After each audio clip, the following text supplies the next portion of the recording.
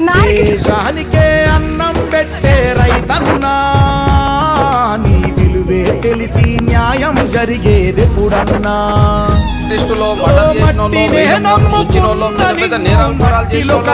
మన తెలంగాణ రైతులు మన యాదాద్రి జిల్లా రైతులు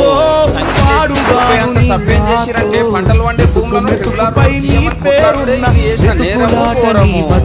చివరకు చేరుతుంది ఏ చితికో నువ్వు పండించే ధాన్యమే దేవుని గుళ్ళో ప్రసాదం ఆ దేవునికి ఎందుకు తెలియదు మరి నీ ఇంట్లో నీ విషాదం